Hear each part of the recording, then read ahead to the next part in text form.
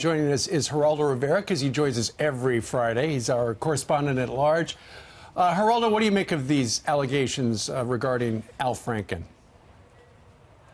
Well, they're not very surprising. I think that, men will be men. You've got a terrible epidemic of sexual harassment that's now sweeping from the media to the entertainment world, now politics, academia.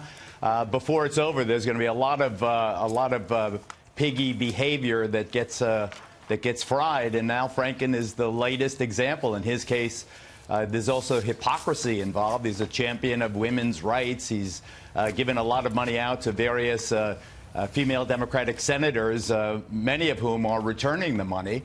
I think that, to me, the big challenge is going to be, you have Roy Moore, you have Judge Roy Moore in Alabama. Now you have Franken from the other side of the aisle. We have to respond whether the alleged perpetrator is red or blue, right or left, Democrat or Republican. We've got to have the same outrage when we hear these allegations, and we have to respond similarly. I think that Franken will probably be able to rough it out and stay in the Senate, but he was my favorite candidate, or the one I thought most likely to mount a vigorous campaign against Donald Trump in 2020. Now Franken bites the dust as a national candidate, although I think that he will maintain his seat in the Senate after the Ethics Committee gets through knocking him around. Speaking of Senate ethics, on the other side of the aisle, Senator Bob Menendez, his corruption trial ending in a mistrial, yet he stands, so we don't know exactly what the fortune will be eventually, but he's standing defiantly. This is what the senator had to say yesterday. The way this case started was wrong. The way it was investigated was wrong. The way it was prosecuted was wrong, and the way it was tried was wrong as well. To those who were digging my political grave so that they could jump into my seat, I know who you are, and I won't forget you. He's already making threats, Geraldo. That was definitely a threat. He's standing near Abbe Lowell. Abbe Lowell is a great Washington attorney who had a brilliant defense. He said, listen, Menendez, Senator Menendez, and this guy, the ophthalmologist, Melgen, the doctor, were friends. That's why, because they're friends, friends do favors for people, like fly them on their private jets and take them to the Dominican Republic and hire women to do this or that, but we're just friends. And after on the other side of the aisle, Pete mentioned the other side of the aisle, when you had Bob McConnell, McDonnell, the Virginia governor, getting acquitted by the Supreme Court of the United States, has said, listen, if you have a bribery case, and Menendez's case was essentially a bribery case, you've got to prove that Menendez did something for something. It's got to be a quid pro quo. It can't just be that one guy is showering favors on the other. So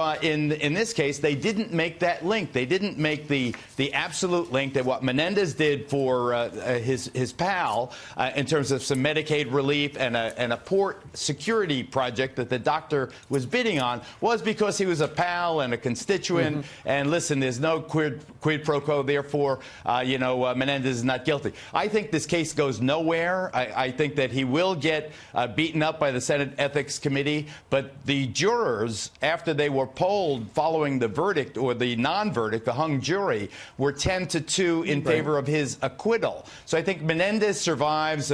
From the Democrats' point of view, they breathe a sigh of relief because Chris Christie, the outgoing Republican governor of New Jersey, does not get now to appoint a replacement for Menendez. So I think in Franken's case and Menendez's case, they both soldier on. I'm not sure who Menendez is now going to beat up with that threat he made, but they soldier on. But my point is, this epidemic of sexual harassment, this plague, has a long way to go before it burns out. There's going to be a lot of famous men embarrassed, humiliated, maybe their careers broken. Franken, in this case, no longer a presidential candidate. This thing is really going to be huge. Geraldo, what do you think about this Miami congressman? His name is Carlos Curbelo. He wants to join the Congressional Hispanic Caucus. He's a congressman. He's Hispanic. You're from Puerto Rico. They're saying, basically, their message is, if you're a Republican, you need not apply. They have 30 members in the CHC, and they're saying you're not allowed to be part of this because we're all Democrats and you'd be the only Republican. I think, to me, Ainsley, that's pretty sleazy. It's pretty, you know, what's the whole point? If the Hispanic caucus exists because we allegedly bring special expertise to the issues that are affecting and afflicting Spanish people, it would seem to me that we want to reach out. I'm a Republican. Does that mean I wouldn't be invited to observe the Congressional Democratic Hispanic Caucus? I think it's absurd. It's partisan in a way that diminishes us, Ainsley. Well, they took a vote and they said he's not going to be in. So You think they'll change their mind? Very Bush League, really. Well, is it? Yeah, very, no, it is. We can leave it right there. Bush League is a good way to end it. Thank you, Geraldo. Thanks, Geraldo.